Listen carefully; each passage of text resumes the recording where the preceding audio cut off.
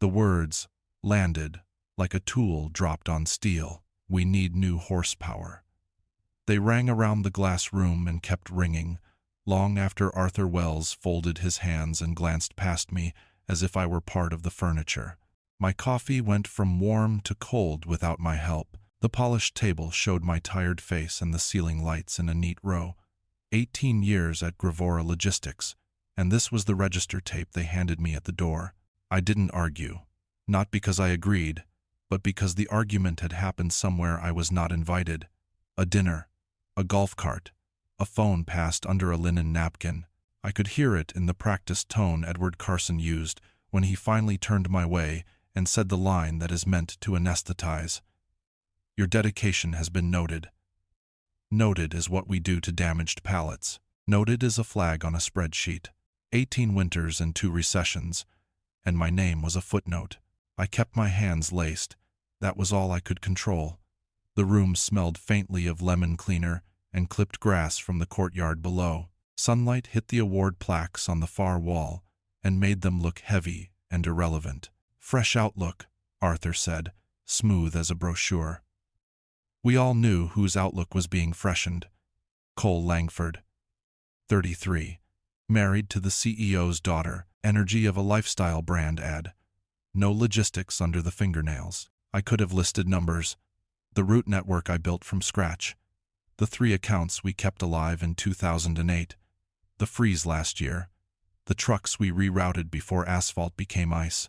But numbers are only useful when someone intends to count them. The decision had a family tree, not a spreadsheet. So, I listened. Transition plan, timeline, farewell gathering. The words were neutral, like labels on moving boxes. They talked about me in the third person, while I sat in the first. That is a special kind of theater. In my jacket pocket, a card pressed against my palm. I had carried it for 3 months, without meaning to. Thin edge, heavy promise. Alyssa Corbett's name in small type, a private number. At the time it felt polite to keep it. Now it felt like oxygen. Edward closed his folder. Someone coughed. Chairs scraped back in a staggered chorus. I nodded to the people who still met my eyes. To the driver's rep at the end of the room. To the warehouse lead who had once called me at midnight from a loading dock in Beaumont, panicked and honest, and who watched me now with something like apology. I stood. The table reflected me once more.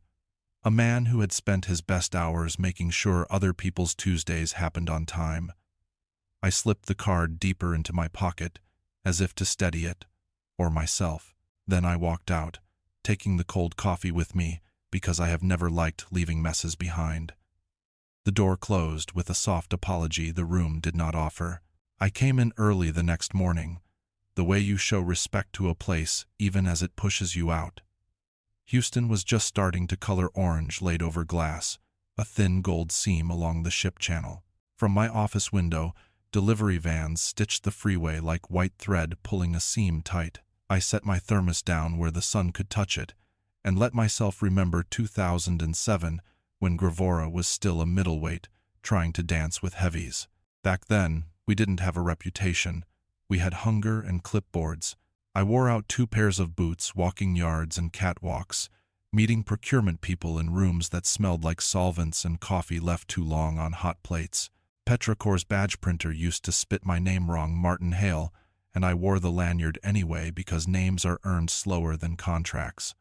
The $120 million deal wasn't won in a slide deck. It was won in 6 months of showing up without a flinch, learning their tank turnover rhythm, counting valves with a night foreman who didn't trust anyone in a tie, mapping a route lattice that shaved 15% off their cost without stealing a minute from safety. When the contract hit our fax, Edward shook my hand like he'd just met oxygen. "You saved this company," he said. For a while, he remembered that sentence. My phone buzzed. "Caroline, big changes coming?" I typed back what fit in a parent's voice. "Big changes coming." The rest sat in the white space we don't send our children. She still keeps a photo in her apartment of me in an orange vest, squinting into a winter sun. "Dad doing important things," she captioned it when she was 12. She didn't see the missed spaghetti nights, the Sundays I disappeared into spreadsheets, the spring I extended the second mortgage because payroll couldn't wait for receivables. You don't put those on the fridge, you just pay the interest and carry the key. The warning signs had been polite at first. Approvals moved 2 doors down for efficiency. Strategy invites went to a smaller group. Then Cole started sitting in client briefings, tapping a screen, calling our lanes content streams, asking if we'd considered making the brand pop at the dock. The clients were gracious, Texas polite, the kind that smiles while it measures the distance to the exit. They looked at me the way you look at an anchor while someone waves a flag. 3 months ago, the phone on my desk rang in that quiet mid-afternoon way that makes you listen hard. "Off the record," Alyssa said. "Are changes coming?" I told the truth I had, which was not quite truth and not quite a lie. Nothing official, maybe transitions. She paused, weighed history against rumors, and gave me her personal card. "If anything shifts, call me. Relationships shouldn't be collateral." I slid the card into my wallet, where it rode beside my daughter's kindergarten photo and a truck stop receipt from a night I'd rather forget. Now the sun had cleared the parking lot, and the office walls warmed to butter. I held the card between finger and thumb. Paper, ink, a number, also a door I could step through without asking permission from a family tree. The farewell invite said 4 p.m., conference room A, cake and coffee provided. I arrived at 3:30 with a banker's box and the kind of smile you use when you're making change for a stranger. The corridors felt longer than they used to. People who had hauled nights with me, dock hands, dispatchers, a driver who once pulled a double to get a refinery back online, gave me nods that carried whole sentences. Upstairs, the air was cooler. Someone had set a paper banner across the whiteboard, "Thank you, Martin," in blue marker that bled at the edges. There was a cake, white frosting, blue letters. "Thank you, Martin." The comma hung there like a pause no one knew how to fill. A plastic knife waited on a napkin. I poured weak coffee into a compostable cup, remembered the dozens of break room birthdays we'd celebrated for people who never asked for speeches. We were better at birthdays than goodbyes. Edward stood near the window, speaking in a tone I recognized from investor days. Bullet points with soft corners. He noted my years. He noted my steadiness. He noted that Gravora would carry forward the culture Martin helped shape. I looked at the warehouse crew, at a woman from accounts payable who always brought homemade kolaches for the holiday shifts. The board seats were empty. Other commitments, I was told. Of course they were. Then Cole stepped up, sleeves rolled twice, chin high like a billboard. He smiled as if he were letting everyone in on a joke. "We're grateful for Martin's foundation," he said. And people clapped because that's what we do when someone gives us the cue. Then, the part he didn't have to say, the part he couldn't help himself from saying, "Business is about momentum, new energy, new ideas, time for a different gear." His eyes snagged mine. There was a hook in them. "We'll take good care of what you built." The room tightened by a few degrees. A driver shifted his weight. Another stared at his boots. I felt something inside me go very still, the way a lake goes when wind stops mid-breath. I didn't correct him. Didn't tell him about the difference between speed and timing, between motion and arrival. I set the cup down, shook hands with the people who had stood in rain with me, the ones who never needed a memo to know what mattered. I thanked the receptionist, who once stayed late to call 20 drivers when a bridge closed without warning. I hugged the dispatcher who had lost her mother last fall and still showed up the next morning because she said the routes felt like a spine. My box was light. A mug, a photo, a brass paperweight, the shape of Texas. The elevator ride down was quiet but not empty. In the parking lot, the sun gave the asphalt a copper skin. I sat in the truck and let the engine stay silent. 18 years is a kind of weather. You don't rush it away. I reached into my jacket, found the edge of Alyssa's card, traced the raised letters like Braille. Then I pulled out my phone and dialed, listening to each ring the way you listen for a door unlocking. Martin, she said on the second ring, voice low. Sure. I wondered when you'd call. We chose a steakhouse that still trusted wood and patience. Dark booths. Framed photos of Houston legends in hats and squinting smiles. The kind of place where the server calls you sir without calculation and the ice clinks like it has somewhere to be. Alyssa took the corner seat, away from the main room. She slid her leather portfolio onto the table, the way a nurse sets down instruments precise, unhurried, with a promise to do no harm. I'm sorry, she said before the menus closed. 18 years and they announced it like a software update. I told her I'd had rougher nights on loading docks. She didn't smile. He asked me last week, she added, lowering her voice as if the ceiling could repeat us, whether Petrichor's lubricants needed refrigerated trucks. I let out a breath that might have been a laugh. He thought we were hauling strawberries, she said. Strawberries with hazard ratings. Place. We ordered simple, ribeye, medium, baked potato for me, creamed spinach for her. I watched the doorway the way you watch a yard gate in a storm. Old habit. She opened her portfolio and made a small, careful spread. Contract summary, delivery history, a photo of a tank farm in winter light. This is the current agreement, she said.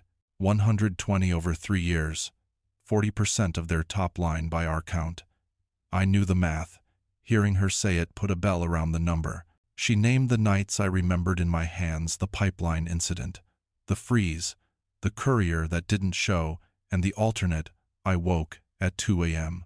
with a promise he honored, because once, years back, I'd driven his brother home from a stalled rig. You say Tuesday at 2, she said, and Tuesday at 2 happens. That isn't just logistics, that's ethos. Then she slid another document across the grain. Baylark Maritime letterhead, not glossy. They let the numbers shine on their own. They're building an inland division, she said. They want leadership, not slogans. They're offering you executive consultant to start, moving to division head as lanes mature. Equity that behaves like belief. I read the terms, base that respected daylight, an equity package that felt like someone had studied compounding interest and human effort in the same course. What's the catch? I asked. Because there is always one. Not a catch, she said. A clock. 2 weeks. They want to announce before month's end. And Martin, I'm telling Gravora next Friday that Petrichor won't renew. I'll cite alignment and service continuity. I won't name you. I won't need to. The steaks arrived, bleeding a little, smelling like a backyard memory. We ate like people who grew up with parents who taught us not to speak with our mouths full. Between bites, we drew an outline on a napkin. Lanes to steady, drivers to recruit, software to integrate without breaking muscle memory. Relationships aren't line items, Alyssa said, closing the portfolio. They're roads. You drove them when no one else would. Outside, the night felt wide. The valet handed me my keys and called me sir the old way. I sat behind the wheel and didn't start the engine yet. Some choices are louder when the car is quiet. 2 weeks is not a long time. It was, somehow, enough. Baylark's building sits close enough to the ship channel that you can smell salt and diesel on breezy mornings. The lobby isn't performative, no waterfalls, no slogan walls, just clean lines and a model of a tanker the color of wet slate. The receptionist offered me water and a nod that felt like competence. Victoria Hanley came out without an entourage, hand extended, gaze steady, like someone who has spent her life reading tide charts and cash flows with equal fluency. Martin, she said, thank you for coming. No warm-up monologue. No pitch deck glow. Her office looked east. A crane swung, slow as a metronome. She gestured to a chair and slid a folder across the table. You know our maritime story, she said, but not our inland one. We've been building quietly assets first, sales second. I prefer gravity over glitter. Numbers do a certain kind of talking when you let them. Fleet specs, maintenance intervals, telemetry uptime, a dispatch platform that looked built by people who have stood in cold warehouses and hated loading lag. Then, The second folder, gravora, public filings, ratios that don't lie when you strip them of adjectives, short-term credit line usage riding high, debt to equity stretching like a rubber band, a year-over-year decline in client retention, the kind of slope that doesn't look steep until you imagine it under your tires in the rain. 3 accounts left in the last 6 months, Victoria said, not savoring it, just stating whether. Each cited service, reliability, and communication. We think the governance shift you're living through is a symptom, not a cure. She wasn't asking me to confirm. She knew I wouldn't. She respected the boundaries, even as she showed me the map. I asked how they'd gathered the picture. Public data, vendor chatter, former drivers who still drink coffee with our supervisors on Saturdays, she said, almost smiling. This industry is a small town with national highways. She tapped the folder's edge. We were prepared to buy distress. I'd rather hire excellence and let clients vote with their purchase orders. I let the silence expand, like you do before a lane merge. She continued. 2 other former Gravora clients had sent signals, soft inquiries, careful hypotheticals. Names I knew in my muscle memory. They want assurance they're moving toward steadiness, not just away from chaos, she said. We can build the system. We need the standard. We walked the floor. Baylark's warehouse was bright without being harsh. The way a good shop lets you see your hands without losing the shadows that teach depth. A supervisor cruise, name patch, stitched tight, explained their cross-dock rhythm, not for show, but because pride likes to tell the truth. I watched how people moved around one another. No flinch, no bark. Protocols lived like manners. This isn't a soft landing, Martin, Victoria said back in her office. This is a launch with ballast. You'll have autonomy, equity, and the right to say no when no protects the yes we promised a client. She closed her folder. I'm not selling you a rescue. I'm inviting you to build the thing you kept trying to build inside someone else's house. I looked out at the crane. The hook hung perfectly still. Sometimes, steadiness is the loudest argument. I knew, in that way you know a route by smell, that Baylark wasn't just ready for me. They were ready for the promises I keep. I signed on a Thursday morning because beginnings like to borrow light from routine. Victoria slid the contract over in a blue folder, thick enough to feel like it could take a storm. My name looked almost ceremonial on the first page. Titles are only nouns. Responsibility is the verb. Official start Monday, she said. We'll keep today and tomorrow for quiet work. Quiet work, the phrase tasted right. I called Alyssa from a glass-walled huddle room that faced a line of box trucks idling like horses. It's done, I said. She didn't waste relief. She moved to logistics. We sketched a week the way surveyors mark ground. Petrichor's lanes first, the Beaumont shuttle, the Baytown night run, the weekly San Angelo drift that always found wind. Handovers would be precise, not dramatic records intact. Drivers briefed, vendors notified with respect. We wrote an order of operations on a whiteboard, and it looked, for a second, like a hymn. Who speaks? Who listens? What to promise? What not to? By noon, my desk held 3 piles, contracts to review, lanes to model, names to call because trust prefers a voice. I built the playbooks I wish someone had handed me years ago, lean documents that don't love adjectives. For each account, point of contact trees, escalation, ladders, blackout dates, the weird little rituals that keep big machines human. Petrichor takes deliveries at 2.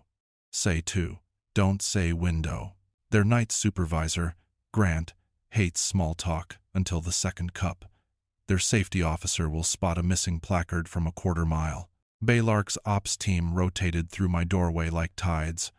Cruz from the floor with his clipboard that looked visited, not worshipped. Janine in dispatch who could read a driver's mood in 6 syllables. Malik from IT who spoke in straight lines and asked for my wish list like he actually meant to grant it. I gave him small things, first alert thresholds, a way for drivers to mark micro delays without feeling judged. Later, bigger asks.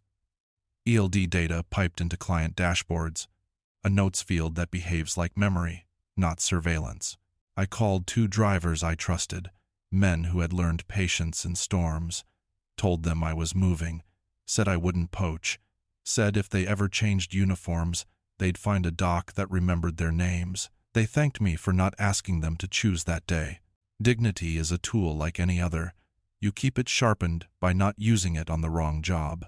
Late afternoon, Victoria handed me a badge. "Build the team you need," she said. "Say yes, slowly. Say no, kindly. Say on time like a vow." We stood at the window. A gull traced the cranes as if learning their outlines by touch. "Monday comes fast," I said. "So does Friday," she answered. We both knew what Friday meant. Alyssa's meeting at Gravora, a sentence that would reduce their stock price to a feeling. I didn't picture faces. I pictured calendars and trucks and a tank farm that deserved not to worry. I shut off the light in the huddle room. The whiteboard still carried our plan. It looked like a bridge. It felt like one, too. Friday didn't arrive so much as tip over. By 9, Baylark's floor hummed with the practical music. I like pallet jacks, radios, a laugh that carried across the dock and landed easy. I was at my borrowed desk, marking contingencies on Petrichor's Beaumont shuttle, when Victoria tapped the door with 2 knuckles and held out her phone. "You'll want this," she said, voice even. The alert was from the Houston Business Ledger. Headline clean and sharp. Gravora Logistics loses flagship client. Shares fall 15% in early trading. Below it, a paragraph, as spare as a bill of lading. Petrichor had filed a disclosure at market open. Service realignment. No further comment.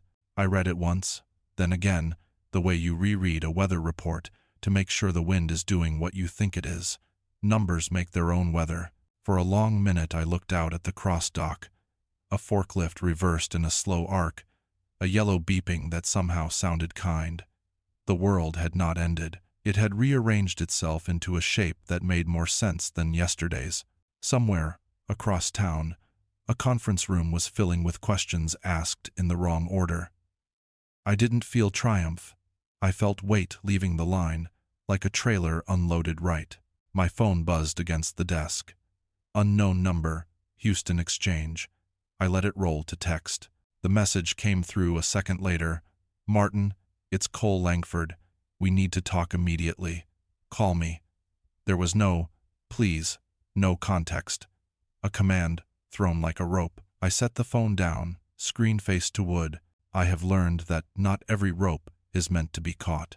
Calls began to find me anyway. A procurement lead from Morrison. Chemical careful voice, measured cadence, wondering if we could brainstorm service continuity. An operations VP at Gulf States Energy, asking, without asking, whether my calendar had space next week. I scheduled conversations and wrote small promises beside names. No fireworks, no angles. Just the old habit of saying what I would do and then doing it. Victoria stepped back in, this time with coffee. "Storm surge?" she asked. "Tide change," I said, and we both smiled because tide is what you design for. She didn't ask about the text. I didn't offer it. We looked over the day's whiteboard, handoffs, driver briefings, a software tweak Malik wanted to push after lunch. Out on the dock, Cruz was showing a new hire how to set a strap so it sings but doesn't bite. At noon, Alyssa called from a parking garage, her voice echoing off concrete. He blinked. She said no joy in it, just report. The meeting had lasted 14 minutes. There were phrases about synergy and disappointment. There were no counteroffers that respected physics. "We'll keep this boring," she added. Boring is how critical things travel safely. I thanked her for that word. Boring has kept more people alive than genius. I ate my sandwich at the window. Trucks came and went like sentences that knew their punctuation. My phone stayed face down. The market would draw its own map. My job was to keep the lanes clear. 3 weeks is not long in a life, but in logistics, it's enough for a map to redraw itself. By the second Monday, Morrison Chemical asked for a walkthrough. No theater, just their ops team in steel-toed boots. clipboards resting on forearms that looked like work. We traced their lanes with string on a corkboard, building a low-tech picture before the software caught up. They didn't ask for a discount. They asked how we'd handle a compressor failure at 2 a.m. "We don't outsource panic," I said. They nodded like we spoke the same language. 2 days later, Gulf States Energy came by. Their safety officer, Suri, asked for our incident logs, then our near-miss logs, then the shape of the conversations that never became logs because we caught the mistake one step earlier. "We track those," I said. "If you don't count grace, you lose it." She smiled, small and real, and I knew we were likely to share Tuesdays soon. Alyssa kept the tempo quiet. No press, no victory laps. "Let performance talk," she said, and I wrote it on the corner of my legal pad in a patient hand. Petrichor's transition settled like a good foundation, initial jitters, then the deep exhale that happens when trucks leave docks on time for 20 mornings in a row. I visited their Baytown site at dawn, listened to the hum of pumps, watched our drivers do the unglamorous ballet of straps and checks. One of them, Luis, tapped the side of his trailer twice, the way he taps it every time, for luck, for memory. Ritual becomes standard when you don't mock it. The news about Gravora came in pieces. Another client exit. A rumor of a bridge loan that turned out not to be a rumor. A photo of a tense boardroom taken from too far away to show faces, only posture. Someone forwarded the internal memo announcing Cole's resignation to pursue family opportunities. It read like a life raft printed on copy paper. I felt no lift from it, just the dull understanding that people who mismeasure the work eventually mismeasure themselves. Inside Baylark, we moved from sprint to stride. I hired 2 dispatchers who could hear static and name the wind inside it. We built a small after-midnight team, 3 people, and a phone tree that never sent a caller to avoid.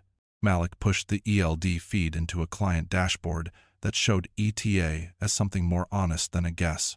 Cruz taught a training class for new dockhands and explained why the best straps have the same song every time you tighten them. Culture is just repeated care with a memory. We hung no plaques.